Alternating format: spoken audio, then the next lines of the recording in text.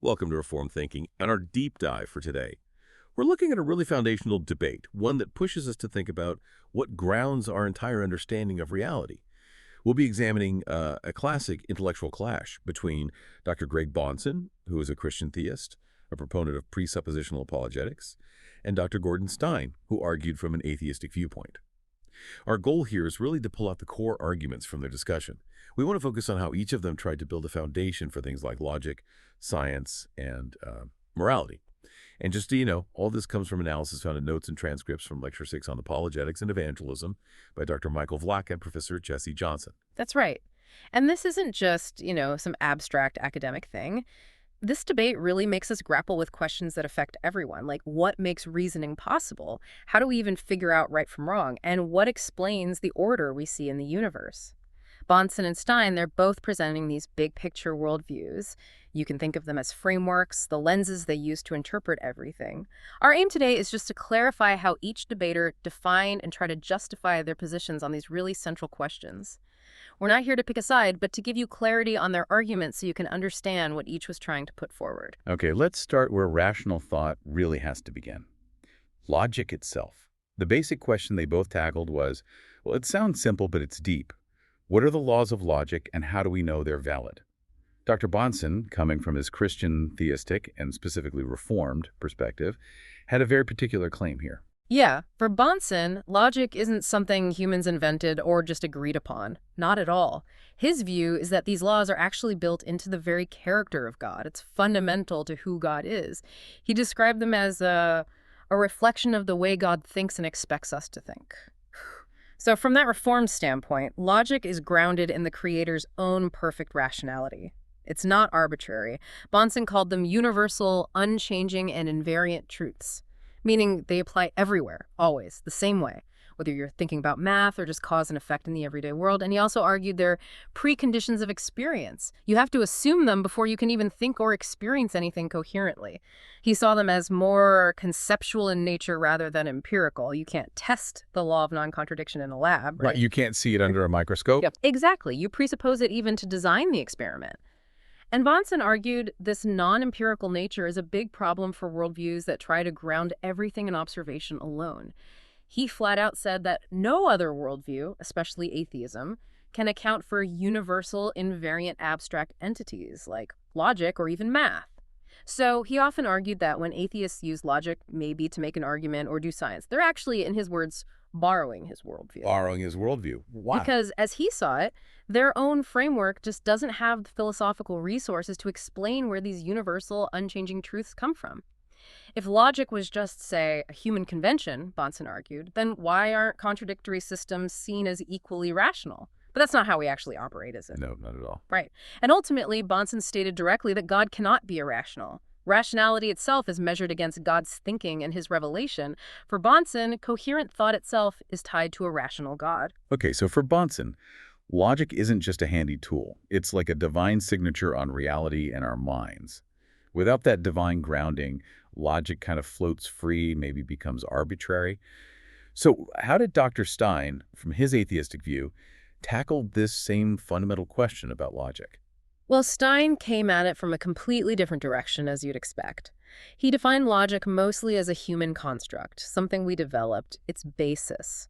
He said its practical utility and consensus. He literally called it a matter of consensus. Just so people agree works. Pretty much. He also mentioned it has a mathematical and linguistic basis and some conformity to the reality of the world. For Stein, the justification is simply its usefulness. It helps us make accurate predictions. He called logic conventional, meaning agreed upon rules, not some reflection of a divine mind. And he challenged Bahnsen directly on this. He asked, okay, how exactly does God think logically? What kind of logic does God use? Stein argued that just saying logic reflects the thinking of a God is basically a non-statement. It doesn't really explain the mechanics. Like replacing one mystery with another. That was his point. It doesn't really clarify anything. Stein even suggested that Bahnsen pushed logic so hard because He knows that there's no explanation for the laws of logic that philosophers agree upon. He kind of saw it as Bonson setting a trap, highlighting a known philosophical difficulty. Interestingly, both of them agreed that philosophers and logicians do disagree about the ultimate nature and basis of logic. Stein used that disagreement to say, look, Bonson's demand for a perfect explanation is unfair since nobody fully agrees.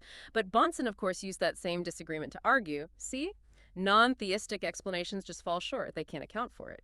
For Bonson, the disagreement itself showed the need for something beyond human reasoning, a transcendent standard. So you have these two really fundamentally different takes on logic.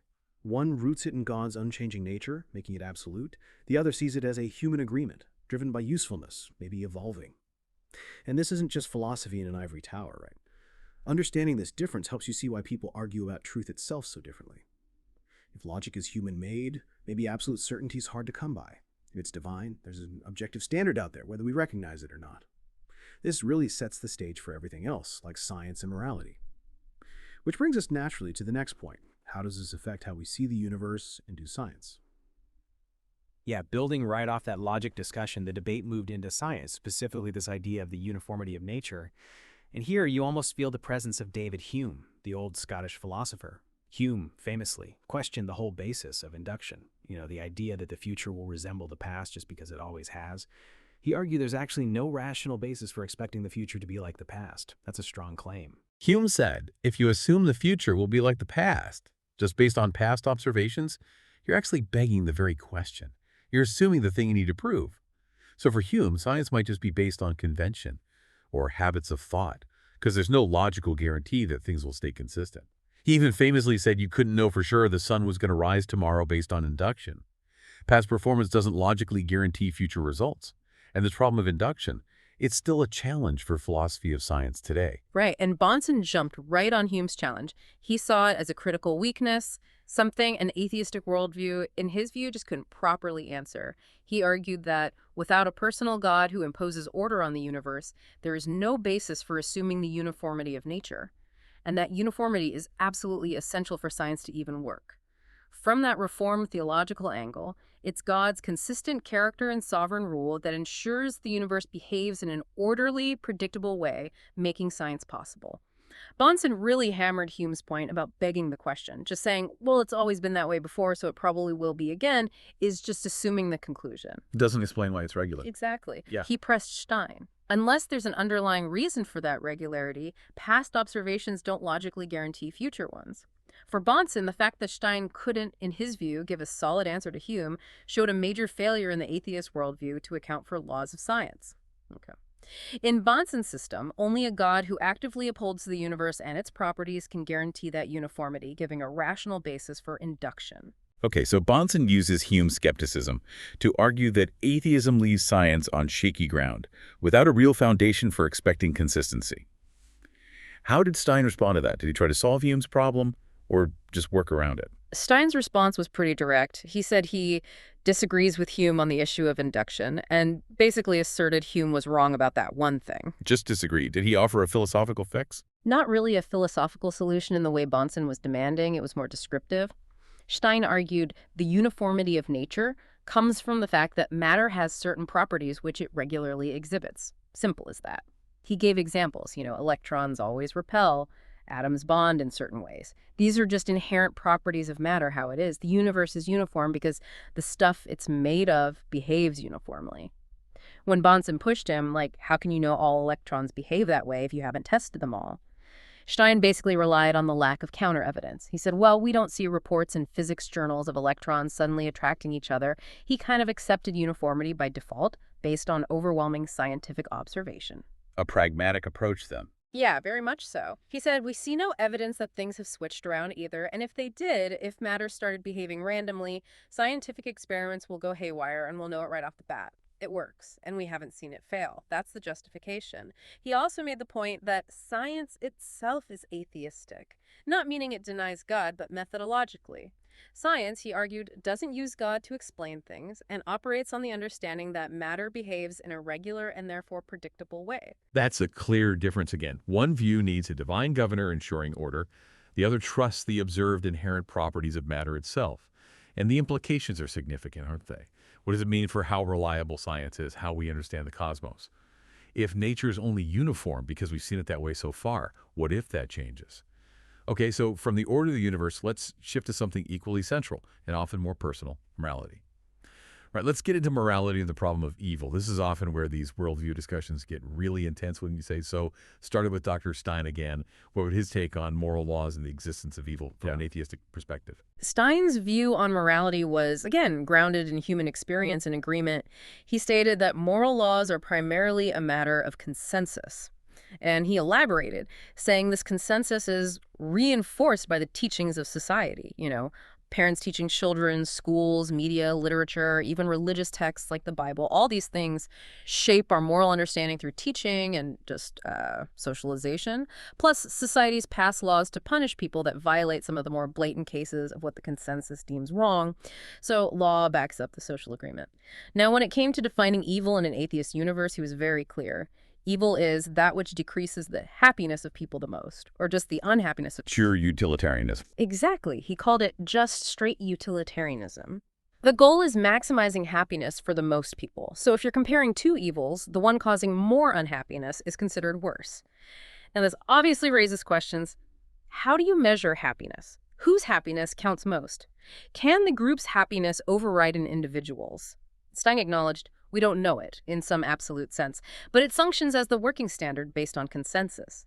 He contrasted this with theistic approaches, suggesting they might involve trying to find answers in scripture or complex commentaries, which he saw as maybe less direct.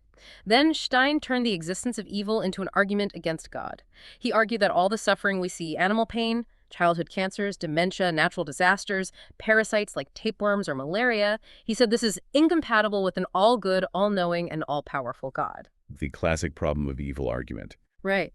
He saw these things as either apparent inflictions of a creator, or, if God exists, evidence that God isn't all-powerful or maybe not entirely good. When Bonson pressed him on why Hitler was wrong, couldn't Hitler claim he was increasing the happiness of some group? Stein's answer was that Hitler couldn't just arbitrarily break from the established consensus of Western society with its deep Judeo-Christian background, even by declaring some people non-persons. Hitler's actions violated that broad historical moral consensus. Okay, so for Stein, morality is social agreement focused on maximizing happiness, and the reality of suffering challenges the existence of a good, all-powerful God. Now, let's hear Bonson's response. His Christian theistic view offers a very different, and some find it quite jarring, take on evil and morality. Yes, Bonson's counter is probably one of his most famous and maybe provocative points. He stated flatly, there is no problem of evil in an atheist universe because there is no evil in an atheist universe. No evil. How does he get there? His reasoning is tied directly to his presuppositions about God. He says, since there is no God, there is no absolute moral standard and nothing is wrong. He used a really stark example. The torture of little children is not wrong in an atheist universe. It may be painful, but it is not wrong. His point is, without God providing an absolute standard of good, evil just becomes a matter of personal feeling or psychological discomfort. It's not an objective violation of anything. So wrong doesn't really mean anything objectively without God? That's exactly his argument. It becomes a preference, not a moral fact. In contrast, he says, in a theistic universe, because there is an absolute moral standard, God's character, the concept of evil is meaningful. And that's why theists actually have a problem of evil to wrestle with, precisely because they believe in a good God whose standard is being violated. Then he flips it. He argues that the very posing of the problem of evil presupposes my worldview rather than his own. How does that work? He suggests that the moral outrage people feel about terrible things, that gut feeling that torturing children is really objectively wrong, that feeling itself points towards a universal standard of good. And in his view, only the Christian worldview can actually ground that universal standard. So, complaining about evil implicitly borrows a theistic foundation for morality. As for where evil comes from, Bonson pointed partly to human rebellion. Men have decided to rebel against God, their maker, and sin entered the world, affecting everything.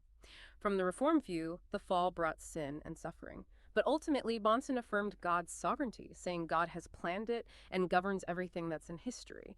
This means God has a good reason for the evil that he plans or allows, even if we don't understand it. He was clear, though. God didn't force Adam to sin. The rebellion was humanity's choice, but it fit within God's overarching plan.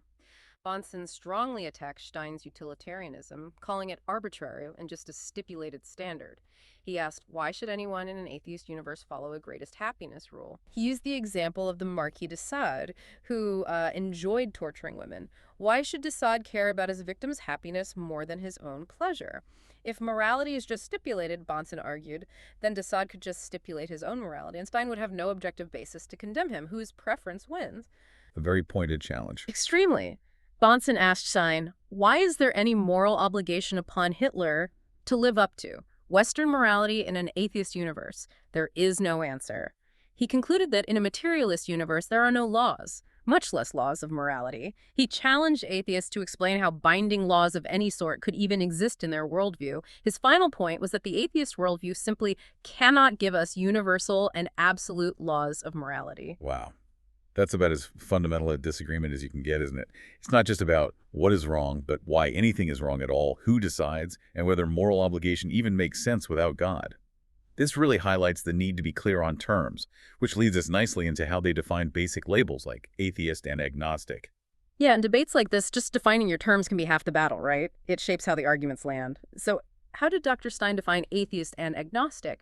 Why were those distinctions important for him? Stein kept his definition of atheist pretty straightforward. An atheist is simply someone who does not believe in a God. He stressed that there's no middle ground.